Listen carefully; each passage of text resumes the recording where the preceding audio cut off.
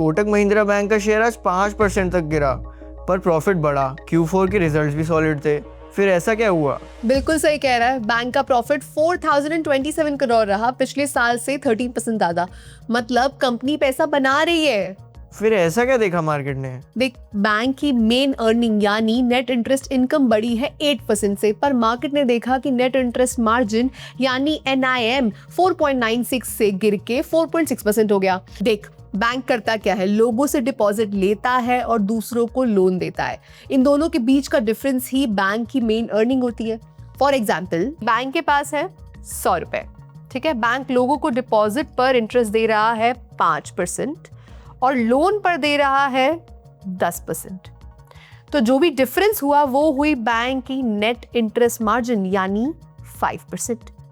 अब डिपॉजिट ज्यादा अट्रैक्ट करने के लिए बैंक ने इंटरेस्ट बढ़ा दिया और 6% कर दिया, लेकिन लोन पर अभी भी इंटरेस्ट 10% है। डिपॉजिट का बढ़ा दिया, लोन पर अभी भी 10% है।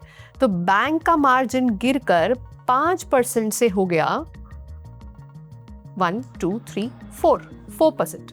पर ऐसा क्यों हो रहा है? वही डिपॉजिट्स अट्रैक्ट करने के लिए इंटरेस्ट रेट्स बढ़ाने पड़ रहे हैं। टर्म डिपॉजिट रेट्स अराउंड 6.8% तक पहुंच गए हैं। इस वजह से बैंक का कॉस्ट ऑफ फंड्स बढ़ रहा है, और जब कॉस्ट बढ़ता है तो net interest margin naturally compress हो जाता है। मैनेजमेंट ने भी क्लियरली बोला है कि ये प्रेशर आगे भी कंटिन्यू हो सकता है। मतलब फ्यूचर में अर्निंग्स थोड़ी स्क्वीज हो सकती है, और मार्केट का तो तुझे पता ही है कि वो फ्यूचर पे ट्रेड करता है, पास्ट पर नहीं। आगे सुन, बैंक ग्रो कर रहा है, लोन 16% ईयर ऑन ईयर बढ़े, डिपॉजिट भी 15%। लेकिन मैनेजमेंट का अप्रोच कॉशियस है। वो कह रहे हैं कि हम हर जगह लोन नहीं देंगे, सिर्फ जहां प्रॉफिट मिलेगा वहां देंगे। मतलब लो मार्जिन डील्स अवॉइड कर रहे हैं। ये अच्छा है लॉन्ग टर्म के लिए, पर शॉर्ट टर्म में ग्रोथ फास्ट नहीं दिखेगी। पर मार्केट को चाहिए फास्ट ग्रोथ, और यहाँ मिल रही है कंट्रोल ग्रोथ।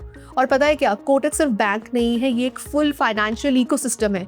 कुछ सेगमेंट्स वीक परफॉर्म कर रहे हैं। Asset management profit almost half हो गया, ऑल्टरनेट एसेट बिजनेस भी गिर गया, व्हीकल फाइनेंस भी वीक रहा। हाँ, कुछ सेगमेंट्स ग्रो हुए जैसे कि कोटक सिक्योरिटीज और इंश्योरेंस, पर ओवरऑल पिक्चर ना काफी मिक्स्ड है, और इन्वेस्टर्स पूरी कंपनी को देखते हैं, सिर्फ बैंक को नहीं। इसमें सबसे सटल बट पावरफुल पॉइंट पता है क्या है? मैनेजमेंट ने फ्यूचर के रिस्क हाईलाइट किए हैं।